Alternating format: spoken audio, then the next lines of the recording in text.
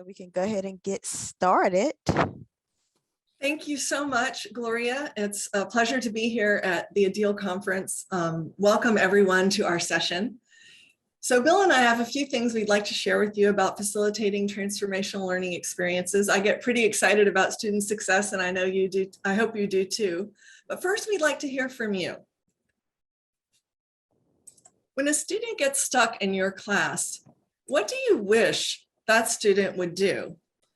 If you are open to it, I invite you to post into the chat.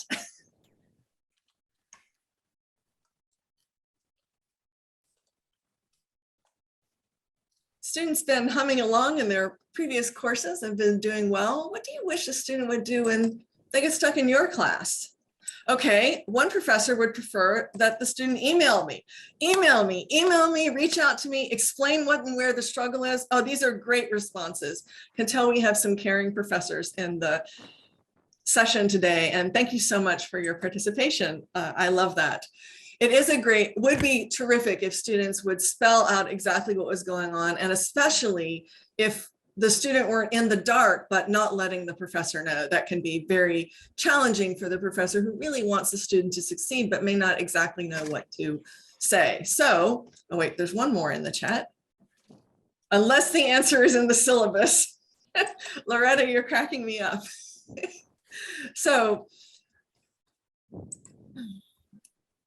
the connection really makes a difference. There are many students who get stuck and they don't recover, but they have the mental capacity and the inner fortitude to succeed in mastering the course material. So students can succeed, but sometimes they don't. And the difference between those who find a way forward and those who've fallen never to get up may come down to the connection you see in this slide with the professor and the student, that connection. And Maya Angelou famously said, people will forget what you said, they'll forget what you did, but they'll never forget how you made them feel. So the student may be looking at the material in your course and go, oh, this is so much. And the student may feel discouraged and not know where to start. This can lead to a lot of inner self-talk that can be discouraging and frustrating. This is too much, I'm alone, maybe I'm not smart enough, when will I find time? And the student can begin to believe, maybe I can't do this. So, but the student probably does have the capacity to succeed if properly supported. So here's a tale of two students. The first is the unnoticed student. The student is languishing like an unwatered plant, wilting with a sign literally that says, help me. Contrast that with the student who is noticed. And that student flowers. So I can check on the student's lab progress and see, oh, the student hasn't begun the lab for week 3. I can look at the discussion and say, oh, the week 2 discussion is maybe at a BC level, but last week the student scored 100%. I wonder what the difference is, or maybe I noticed that the discussion isn't posted at all. When the student is noticed, then the professor has the opportunity to increase that connection. And the professor-student connection trumps every other aspect of the classroom, because we know that without a feeling of safety, learning cannot take place. In one of my favorite shows, there's a character, a female professional, and when she goes into intimidating work environments, she brings herself up and makes herself large. And that feeling of enlargement stays with her in the meeting. This kind of reminds me of when I go hiking at the San Elijo Lagoon, where there are mountain lions lurking about. There's a big sign that says you should open your jacket and make yourself wide and big so the mountain lion will be less likely to see you as lunch. And whether the person gets big or wide or some kind of both, there's something that happens internally. It's like we were in the dark and then we come into the light. We were small and cowering and getting smaller and smaller, and instead we expand, we stand up straight, we feel the sunlight on our faces, that possibility, and we get larger and we get bigger, and that feeling can drive what we do. So imagine this instead. Imagine the student is in the same spot, they're looking at the same work, they don't know where to start, but the student is noticed. I notice, as I mentioned before, something that doesn't seem right. I don't just say, I notice your assignment is missing. I say, I'm concerned about you, because we are people first and professor and student second. Then the student receives support. It's individualized, it's personalized, it addresses what the student is concerned about or the topic that the student is not showing mastery of. And then the student receives direction. And then the student receives instruction. Now look at the self-talk. It becomes much more positive, much more like something that could lead to positive action. This isn't too much. I'm supported. Maybe I am smart enough. I can find the time. How can I find that time? And then the student has the inner fortitude and is able to start. So in this talk, we'll cover building the professor-student connection, attitudes to promote and employ, and the impacts of leadership style, that's Bill's specialty, on the student learning experience. And we'll cover the nuts and bolts of several helpful practices to incorporate, or you may be doing some of these, maybe even to expand. So that safety is super important for students in order for learning to take place. And I'm going to cover what I'm going to call impactful andragogy practices, but maybe we shouldn't call it andragogy because in Greek, andra means man. Maybe I should call it prosopogogy because in Greek, prosopo means person. Or even better, maybe I should call it enlikagogy because enlikos in Greek means adult. But whatever you call it, I'd like to talk about some impactful practices when working with adults. And the first one is to treat discussions as interactive assignments. Sometimes a student tries a discussion and gets part of it, but not the rest. Or sometimes a student simply doesn't know where to begin. When I treat the discussion as an interactive assignment, I'm recognizing that students can continue to learn during the week, not just on the due date. Sometimes the second time's the charm. The student tries again and it gets better. Sometimes the third time's the charm. And when students receive detailed feedback and strategy hints, and then perhaps an extra day or two to work on it, students have a wonderful feeling of being supported. This is just a very recent comment from an end of course survey that I got. The student feels supported, that the student can continue redoing the work until they succeed. And that is a great feeling. That can lead the student to those positive thoughts on that second slide of the student looking at the books. I suggest that you try to boil it down to the essentials. It can be tempting as a professor, and I know I am tempted to do this, to give a lot of detail. And that can be a lot for students to take in. So instead, pick out one positive comment, something the student did well and could expand on. I'm going to highlight that in yellow throughout this talk. And one comment about something the student really could improve on. I'm going to highlight that in blue. And whenever I highlight something in green, that's because when students get started, they're going, they're moving forward, and green indicates go. So when you see green, that is encouragement or something that's going to allow the student to go. So for example, I can take that comment out and the area to improve out, sprinkle on a little encouragement, and boom, the student has a different experience. So here's an example from a recent course that I taught. And I'm going to break this down in the next slide. So it's going to go away, but no worries, it's going to come back. So the better version includes some praise. And sometimes I'll give two levels of praise, general and specific. If your assignment has more than one aspect, you may find that you need to do the yellow and the blue for the first section and the second section. In math, sometimes there are 3 problems, and often the thing the student did well is the first 2 problems, and where the student could improve is on the 3rd problem. So you might need to do 2 rounds of this. But if we break this down, you can start out with the things that student did well. I always start with that because I know that I've experienced comments where there's negative, negative, negative. And at the end of reading all that, what I conclude is, oh, this person just doesn't like me. So if your students are anything like me or have those moments where the critique, which is intended as constructive, can seem personal, starting with that comment that's positive, like the sandwich theory of feedback, you know, the plus, then the area to improve, and then ending on a plus. This is definitely in line with that.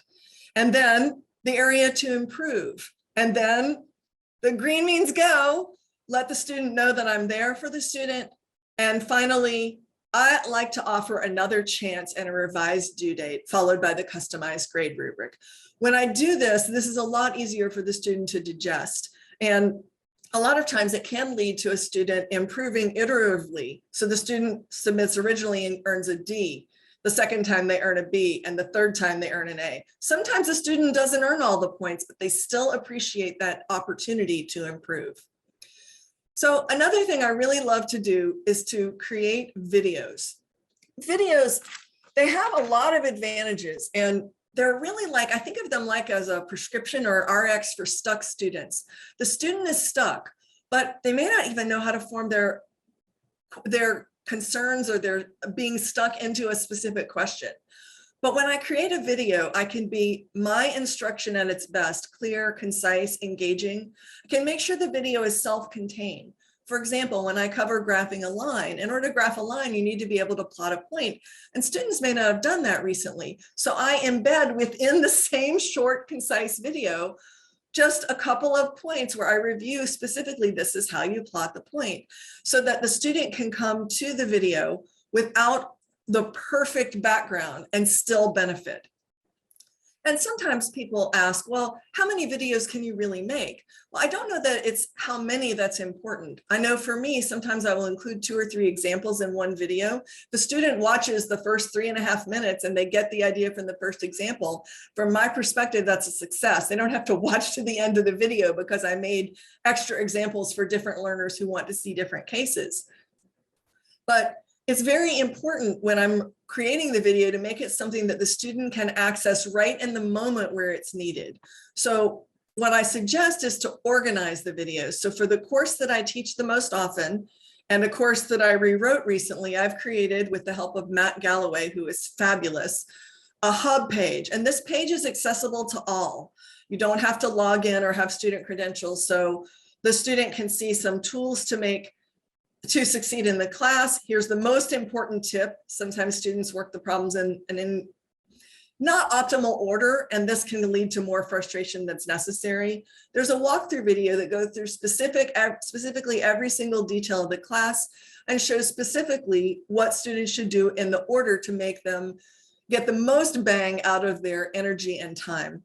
And then when a student is in a particular week, the student can see that there's videos specifically for that week, how to insert math symbols specifically for that week, and additional video help.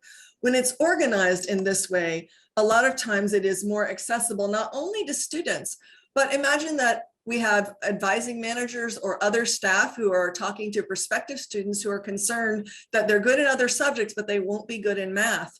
Well, they can bring the student to the statistics support page and show, look, there's a video here for you to succeed in every week of the class. And so this can be something that is leveraged by others within the university as well. So organize that information and share it widely. And I think that students will benefit the most.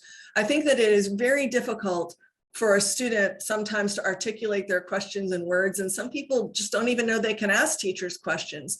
But if I give a one thing response, and included in that is a link to a video that explains the concept the student is missing, that's like a 1-2 punch to knock that assignment out, and the student can succeed.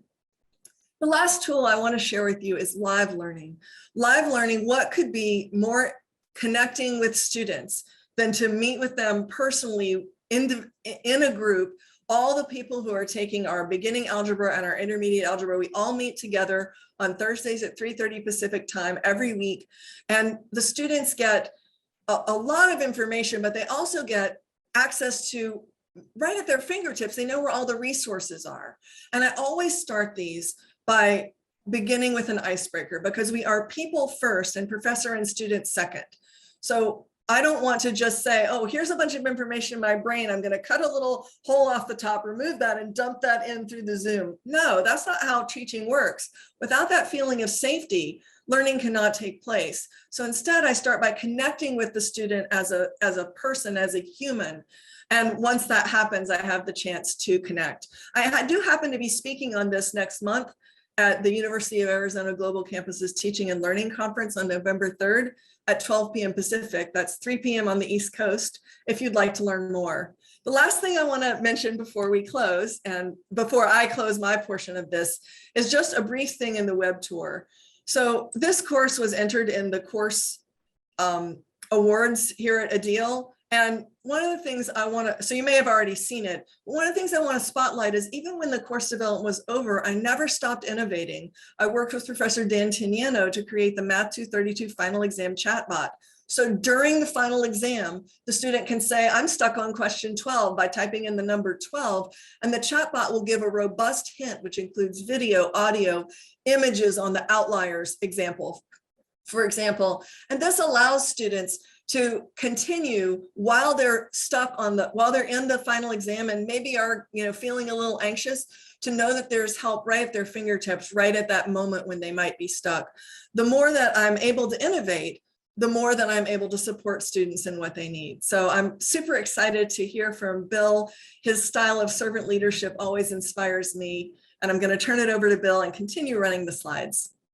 Well, listen, Holly, I'm excited, and you are a tough act to follow. I want to tell you that I want to tell a little bit of a story here before I begin. And I've known Holly now for a few years, and she is a subject matter expert when it comes to math and quantitative things. Now, I know what I know, and I know what I don't know. So when I don't know something, I know where to go. And Holly has been my go-to person to give me some comfort, to ground me, to not have me run away from things that might appear to me kind of scary, I guess, sometimes, because I know I didn't know that. So I put myself in the student's shoes sometimes too, and I think about, how do we explain to them? So Holly asked me to join this presentation. It's an absolute honor. And I think you can see just how she's equipped students for success. I think you can see her passion. I think you can see her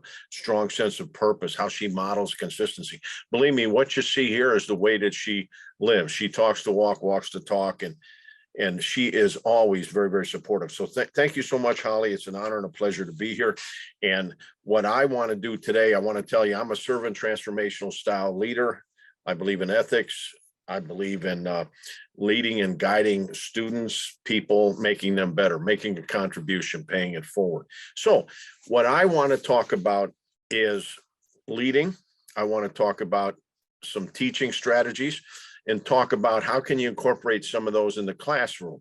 And I think I'll do a good job here that hopefully you walk away with 3 or 4 insights that you might be able to use or tune up on, like especially what Holly just presented was the website she has and all those different tools and how she guides students there.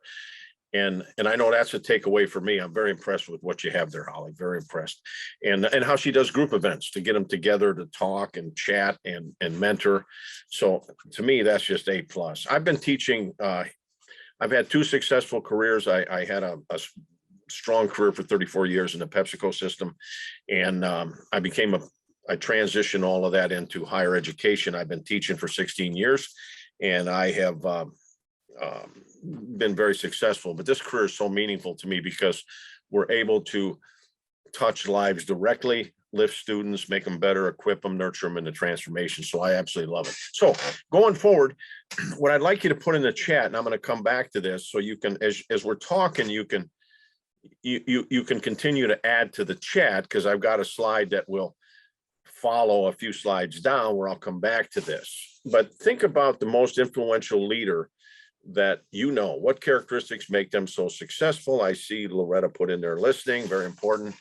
I'm going to put one, I'm not going to type it, I'll just keep it out there top of mind, but empathy, compassion. There's one on patience. Exhaust this if you can, get creative, get the wheels turning, and come up with all of those characteristics that you think, optimistic, maybe that kind of thing. So put those in there, because we're going to come back and we're going to save these notes anyway. And the beauty of this presentation is we can take this as a video, and we can share this with some of our other faculty. So this will never go away. This is something that we have here, and I'm grateful to UAGC for coming out here and recording this for us too at the Ideal Conference. So with that said, now next slide, please. Okay, I'm going to be talking about leading and teaching strategies, and again, I said I'm a servant transformational style leader. And I really lead like that in the classroom. I try to inspire, influence positively. I work to serve all the time. I'm on 24/7, help my students as best as they can. I'll go above and beyond, go out of my way. I'll read the room, the course, to see who I might be able to devote more time to if I see someone struggling. So next slide, please.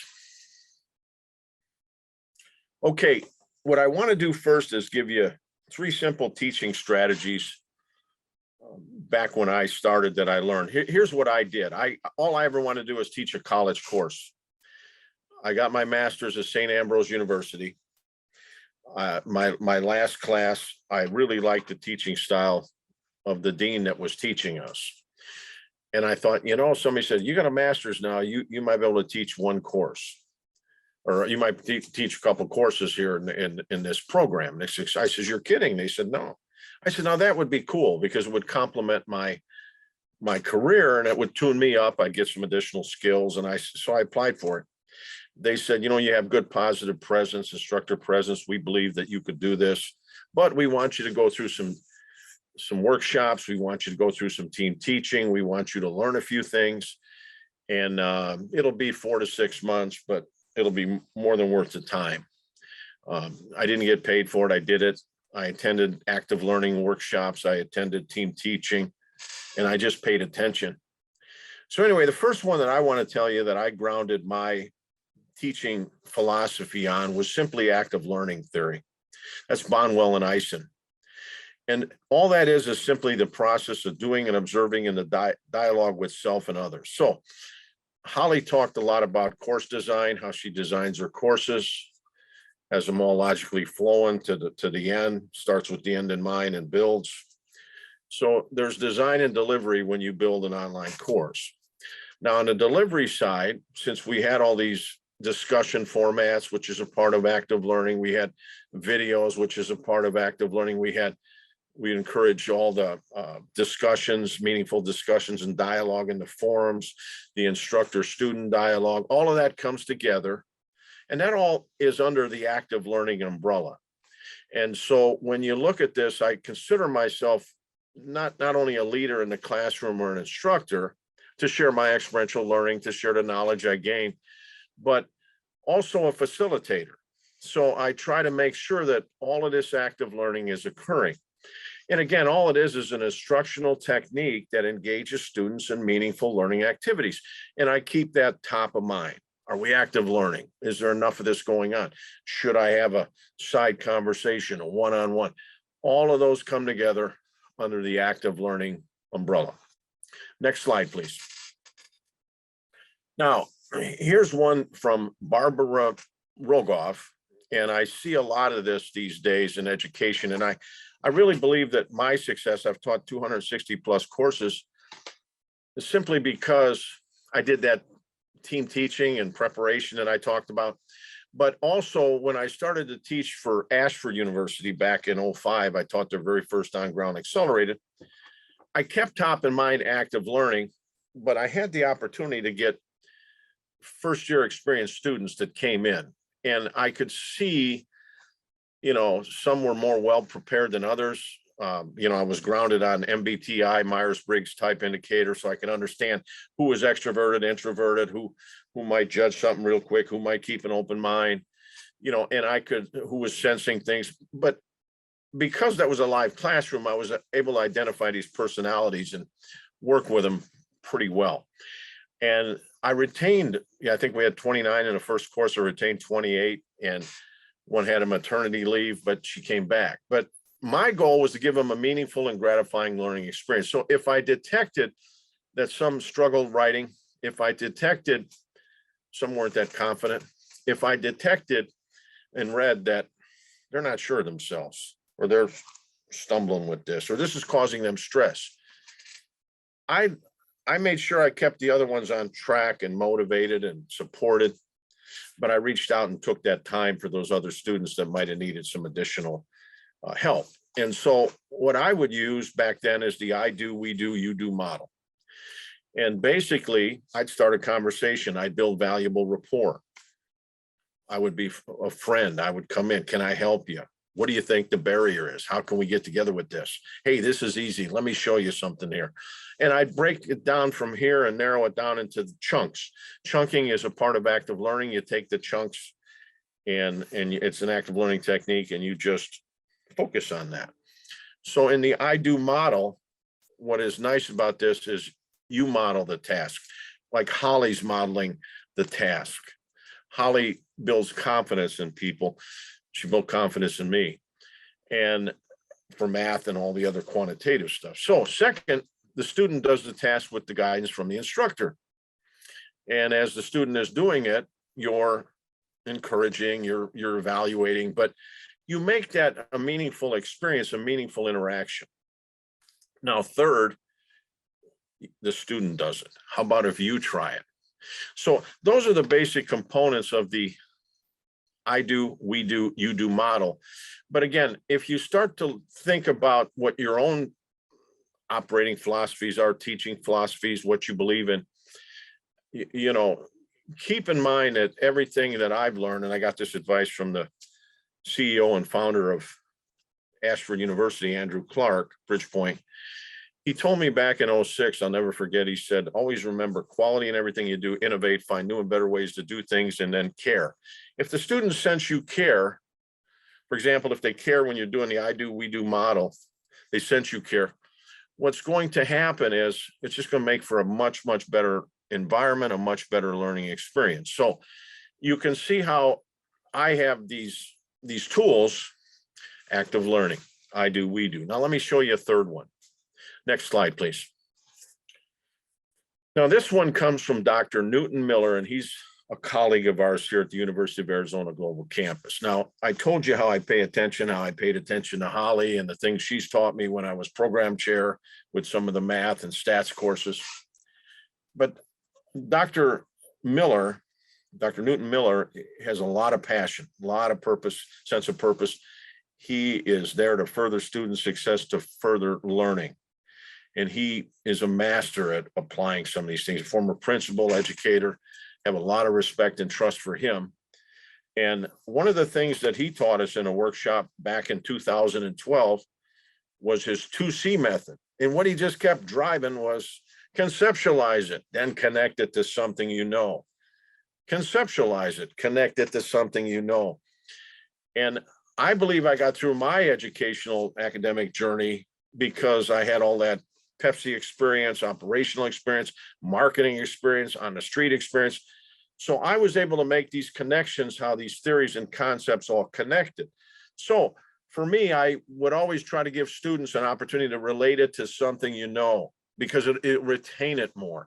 And I've had a lot of success doing that. So you've seen I've gone through Bonwell and Eisen's active learning. You've seen that I've done Barbara Rogoff's I do, we do, you do, and now Newton Miller. So I've got other ones that I use, but those three have never failed me. I've always leaned on them. They've grounded me, and I appreciate them. Next slide, please.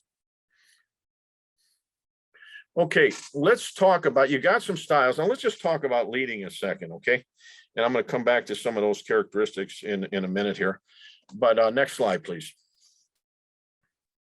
Okay, let's look at the chat and just see real quick what some of those characteristics are. If I see charisma and tact, I see acknowledgement, opinions.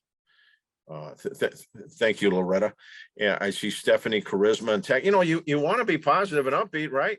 Tact, where you say it, how you say it, who you say it to. Very good, Stephanie. Loretta, they acknowledge others' opinions and comments. So important. Not afraid to be creative. Absolutely. You know, Kingsley, you do that so well in what you do here, and I've worked with you many times. And I have to say that when I look at not being afraid to be creative, I think of this other theory that I know, the competing values framework, that anytime I'm asked or invited to be part of a team across departments or in a course or whatever, I always think two things: collaborate and create, collaborate and create. Now in that model, there's one that says compete and all that control. That's not me. As far as I'm here to complete the team, not compete within the team, but I always think collaborate, create, collaborate, create. Of course, we want to assess what we have, But if I can get with Kingsley and figure out a solution to further a student's well-being, success, to help them learn, we have collaborated and created many things. Optimism, absolutely. Being optimistic doesn't mean that you're blind to the negatives or the challenges. It just means you choose to look at those in an optimistic way, in a way that is developing. Empathy and compassion, great one, Holly. I have to say one thing, that empathy is when you feel, the situation of this is how I interpret this, the person, the student. Compassion is when you get involved and you start to do things to make a difference and help them particular students. Patience, Kingsley, very good. I'm just reading a few of these. Have fun, right? My mentor told me, Dr. Hope Gardena at Ashford University was our VP of Academic Affairs. What she told me was, after she took me to team teaching and had me in the classroom, she said, you know the content, you're a little bit tight up there. You might be trying a little bit too hard, but draw them in with some open-ended questions. And she said to me this, have a little fun up there. I never looked back. I made it fun. I continued to connect. Again, listening. So I think we're all there. Passion is one that I believe in, and, sense of energy for something. So thank you for participating. Let's go to the next slide. Okay, and again, these are some of those characteristics, team player, motivated, inspired. Hope you can feel the passion and energy that Holly and I have here, because it's real. We were all excited putting this presentation together, exchanging notes and email. We met a couple times. We wanted to put forth some good quality here to make a positive difference, so you walk away with something that's positive. But mentoring, leader, career. The Seattle group, Stephanie's group, I don't know, it's about a year or two ago, they took my image and they took a quote I had, and I told you about quality, innovation, and caring, but they said, because I always believe in lead by example, they use this in their on the web, social media, said, show them that you care and that you're committed and that you're dedicated to leading by example. You do have to talk the walk and walk the talk. And always remember, the first way that you establish credibility with people are through your words, and then later through your actions.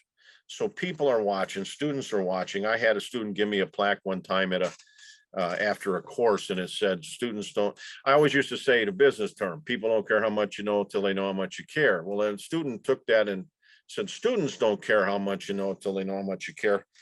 And matter of fact, the plaque is up here, and I keep that as a reminder, but it's so true. And the note said, thank you for caring, Mr. Davis. So the point is, we all have those successes as we go through our careers, but it feels really good when you make a positive difference. Now, what I have here is an article for you too. It's the 4 qualities of successful leaders. That is a live link. If you want to email us for this presentation, I'm sure Holly and I would be willing to share, and maybe we could put those emails in the chat. But this is an article, shorter. I write many articles. I've written over 120 of them here for our students, for our community. But this one is the 4 qualities of successful leaders. So you might like that. It talks about optimism. It talks about vision. You should have a positive vision for your students in your classroom. At least I do. I expect this is going to be a good outcome, and I'm going to do whatever I can do to make it work so it's good. Next slide, please.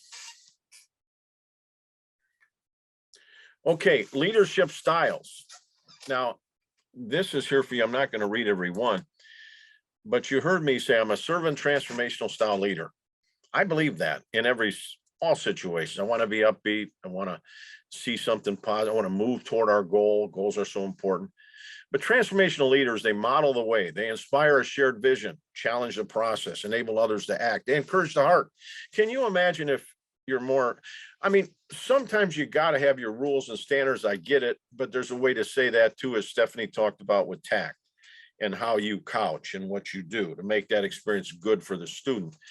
And when you model the way, and you got a can-do attitude and a will-do attitude, you got the right attitude, and you're saying, here's what I see. I had an instructor at St. Ambrose University told me this before I got my master's. I was 2 courses away, and I had to go get hip replacement surgery.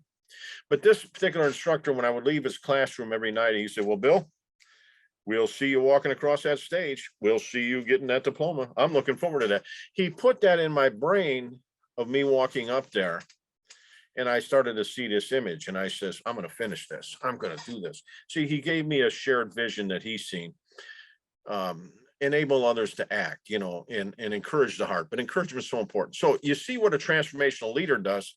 Now here I put some red arrows here to ethical leadership. I define ethics as a system or code of conduct based on moral and legal duties and obligations. Throughout my entire career, I've always looked at it like that. And I try to stay within those boundaries when I make decisions, when I engage, when I interact. At least keeps me going down the right lane. But here, these are definitions that said, act with moral purpose and integrity and do what is right, just and in service for the common good. Decide to act ethically to personal values and convictions. Now, what I like to say is those of you that have studied utilitarianism, act in the common good of all. I've had an ethics course. I've taught ethics here early on in my career, but really, act ethically, act for the greater good. Servant, work selflessly with followers to achieve shared goals that improve collective rather than individual welfare. Now, I want to serve everyone. I want to help where I can, jump in where I can, be genuine. Genuine and authentic leadership is one that isn't up here, but that's what I try to do, is be my real self. What you see is what you get. What you see me doing here is pretty much how I act in a classroom working with students. My goal is to guide them, move them toward good outcomes, good goals. But, most of the time, they're independent, they're ready, they're doing it. So if I see they're on the right track, I'm going to pat it back. I'm going to be there to encourage, but I'm going to continue to build confidence levels of the instructors that are the students that are with me, and my instructor team too, that I work with. I'm always trying to improve them. Provide vision, transformational. And again, I just hit some of those, but a sense of mission, gain respect and trust. Trust is so important. But there you go. There's some styles for you, and you may want this. We created this for the Business 105 course. Next slide, please. I'm doing okay with time. Building trust and successful. All of this builds trust, right? Trust in the classroom, trust right here.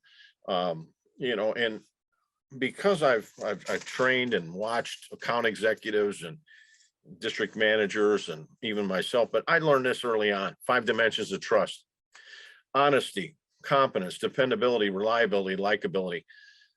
Those are the 5 dimensions of trust in professional sales and marketing. And I always used to say, be honest.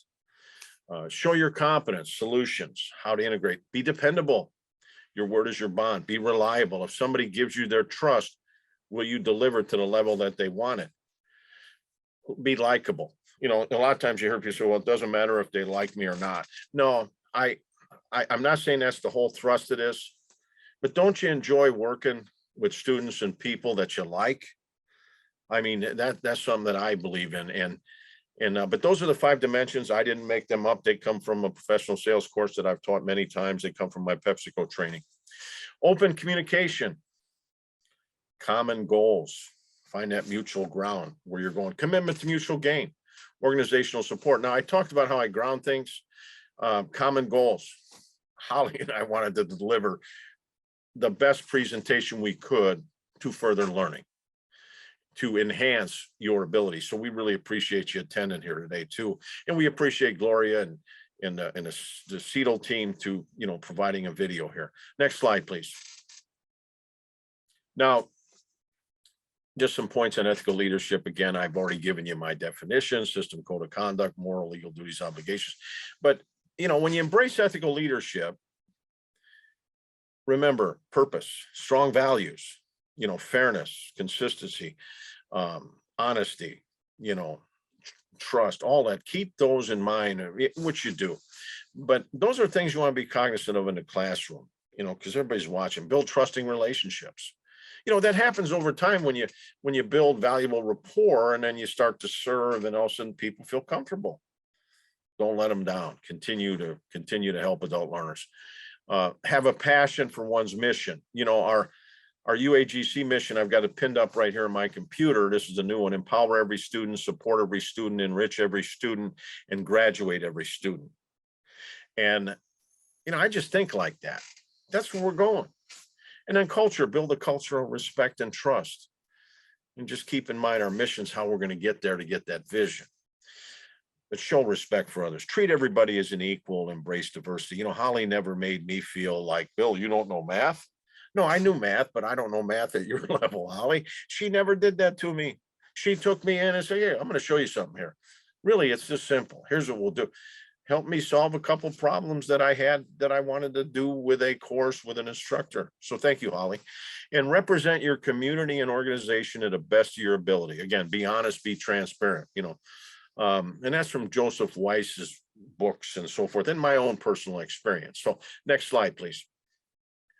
Okay, the last one that I'm going to close with here and then turn it back over to Holly, because I think we're doing good with time. I consider my attitude my greatest asset. We talk about being optimistic, positive. Dr. Laura Palmer Noon did this quote a few years back. I just loved it, so I saved the slide. And she said the three most important attributes to being successful are attitude, attitude, attitude. Oh, I bought into that. I loved it because I had to be resilient. I started on the bottom on a 7-Up truck, loading trucks, $6 a truck. 10 years as an independent distributor, working in the field, in the street, hustling sales, it was pretty physical work. You had to keep going. I was in great shape in those years. Then I became a DM at Pepsi. Then I worked and climbed the ladder, and I was in Aurora, Illinois, Chicago, Illinois. But I experienced a lot of things and a lot of challenges, a lot of up and down. One thing I always wanted to do was be ready. I wanted to be resilient, bounce back. And my attitude was always a will do, can do. We'll get through this. Let's do it. Everything's not a straight line. You're going to have to make some adjustments, improvise, and then get back on track. And so always remember with students, with what you do in your profession, your attitude is so important. I remember some high school principals saying, before the rest, your attitude must pass your test. This is a principal's breakfast that I attended when I was in my Pepsi days about 10, 15 years ago, when we would be in the school system supporting them.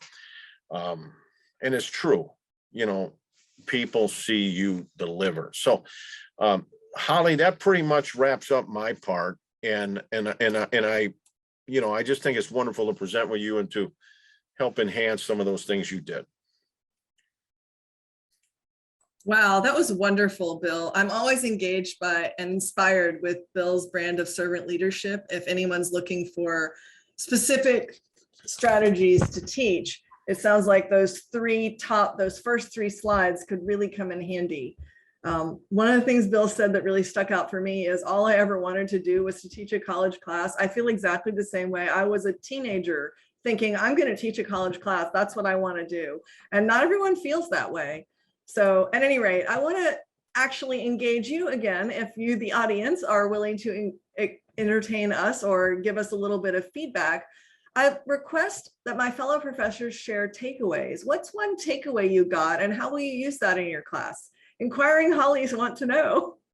You can feel free to type that in the chat, or we're probably flexible, however you'd like to share that.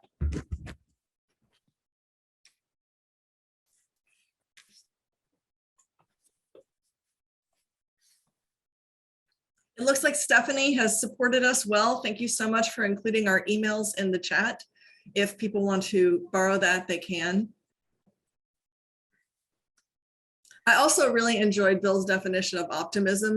Or not definition, but the way he explained it's not about not seeing the challenges, but about looking at them from a positive perspective. Well, Kingsley, Bill has spoken highly of you, and I look forward to working with you because I completely agree with you. Attitude, attitude, attitude. It really makes a difference, and students can really tell. If you have been following at all the work of Donna Beagle, she talks about how if you share something about yourself that most people don't know, a student is more likely to connect with or listen to someone who doesn't just share facts and information, but gets to the level 2, where you share something that's a little more personal without necessarily going all the way to level 3 and being oversharing, where it's all about you. So when we engage with students at that level, we're able to be people first and then then professor and student, and that really gives a safe space where students can reveal where they struggle, you know. So, well, it sounds like we've covered everything people wanted to know. So I'm going to go ahead and sign off. Thank you so much. It's been a pleasure to be here at this ADEAL conference. Thank you for your presentations, Bill and Holly, and thank you attendees for taking time out of your busy schedule. Don't forget, we do have the closing session coming up for the conference. Please attend that so you can find out about the course awards and the support awards and see the upcoming or hear who's the upcoming people elected to the board. So thank you all once again. Thank you. And anyone is welcome. I see Loretta has a comment in there too. Feel free to email us if you want. bill.davis@uagc.edu or holly.orso@uagc.edu. We'd be glad. Yes, Loretta's adding value here in the chat to talk about finding the positives and caring for weaknesses. I like the idea of finding the positive. And again, it ties in with what Bill said about being an optimist. Okay. Thank you, everyone.